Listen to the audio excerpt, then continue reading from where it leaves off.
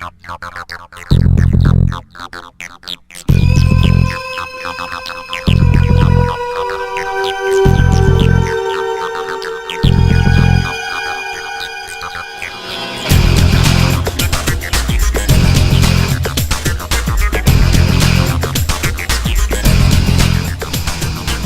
there traders, and welcome back for episode number 131 from the StockBandit.tv. It's a place you can always find trading videos to make you better.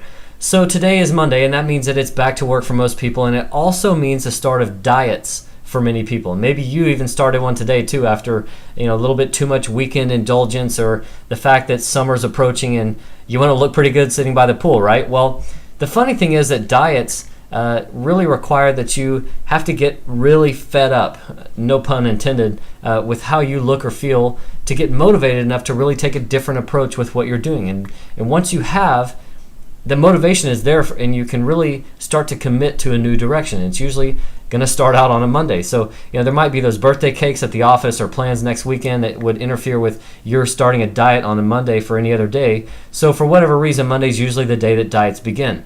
So where in the world am I going with this talk about diets in a trading video? Well, when it comes to trading, and particularly the motivation to try new approaches when the results that you're currently getting aren't satisfying, it's pretty similar. The market's always shifting just a little bit, and it forces you to stay on your toes and adapt as a trader on a regular basis. And that's a good thing, but it means that we can't just keep doing the same thing and expecting things to get good for us, right? We have to make some adjustments. It might involve a little bit of pain, just like that diet does when you want to lose weight. The difference, though, is that in the world of trading, every day can be that Monday. You can start every new trading session that comes along with a new approach. It's going to give you that opportunity to take a new direction if you'll just commit to it. So let's say, for example, right here, that you're a breakout trader, and we're looking at the current market here. The market really at the moment is not that type of market. It's not catering to breakout type of trades for the most part. And so let's take a look, for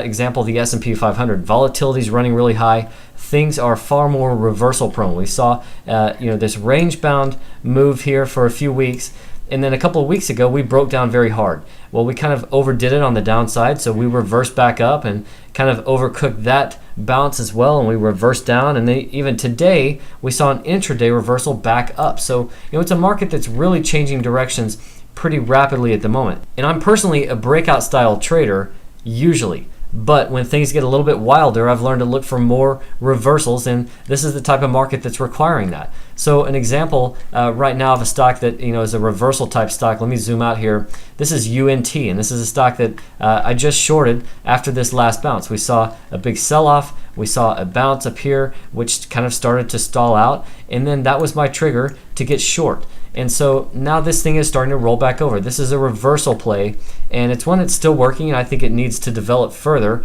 But the point that I'm making here in this video is that this isn't a breakout type of play. That's not my favorite style of trade. It's a reversal play, and I went short after this bounce stalled out. But for me, I'm looking for more dips within uptrends, which can start to look viable. I'm also looking for more bounces within downtrends, which look more shortable. So I've moved past having the one single style of trading that I used to have, and I've moved toward an approach where I've got 2, 3, 4 styles of trading that I can employ based on the market conditions and what's coming along my way. So